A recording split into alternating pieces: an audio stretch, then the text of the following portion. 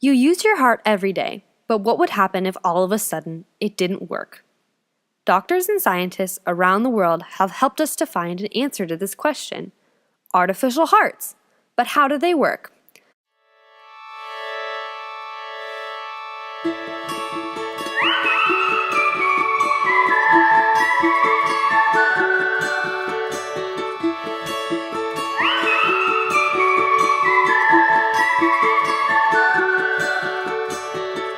I've made up my mind over and over. Keep pressing rewind, but I'm getting older.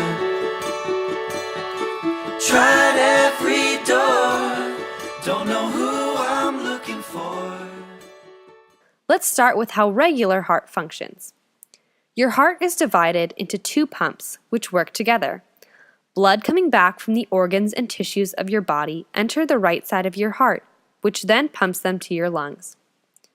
Your lungs remove waste carbon dioxide from the blood and recharge it with oxygen.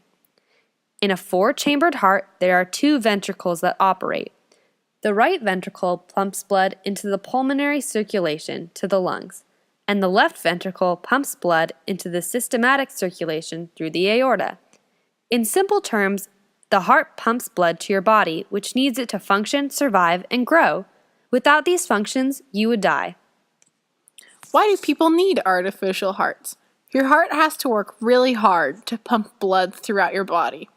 Sometimes because of a variety of causes, such as illnesses, your heart can be strained so it can no longer work properly.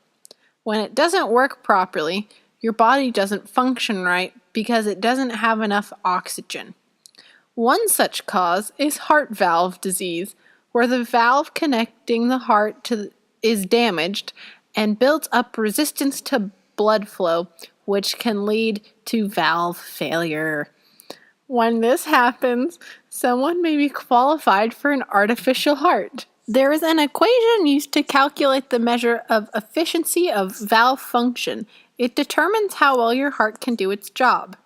The equation used for this is EOA centimeters squared equals Q RMS divided by 51.6 square root the change in P with a little line over it. In this equation, Q RMS represents the mean flow rate, and delta P represents the mean pressure drop. Doctors also look at the frequency of heartbeats to determine how well the heart is functioning. They use the equation frequency equals number of cycles over time. Let's do a practice problem. Jeff goes to the doctor because he's been having shortness of breath and painful muscle aches. The doctor decided to check how well his heart is functioning. The doctor counts Jeff's heartbeats for 2 minutes. It beats 60 times. Let's calculate Jeff's heart frequency. Our given is 60 cycles, 2 minutes is time. Our equation is F equals number of cycles over time. This means we're dividing 60 by 2. Jeff's heart beats 30 times per minute, which is under the average of 60 to 100 times per minute. Jeff might need an artificial heart. Using these factors, the effectiveness can be calculated and help to indicate whether the heart can no longer meet the demands of the body. How do artificial hearts work? Artificial hearts replace the ventricles and valves of a person's heart. Remember what those look like? These parts of the heart are removed and the artificial heart is put in to replace them. The implanted device does the job of pumping blood around the body. These devices are only a temporary fix. A heart transplant is still best, but this fake heart will help a person live longer so they can receive a heart. So, the fake heart works like a hydraulic pump. This means that force is applied at one point and transmitted to another point using a fluid, in this case blood. A gear in the pump spins around to create enough pressure to pump the blood.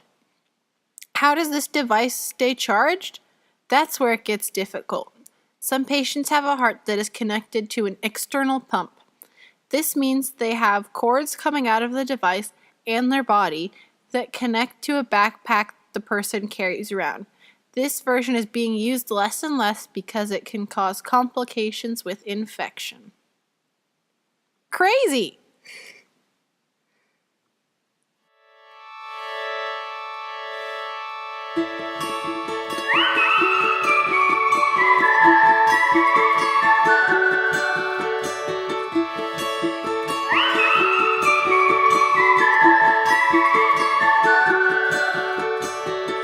I've made up my mind over and over.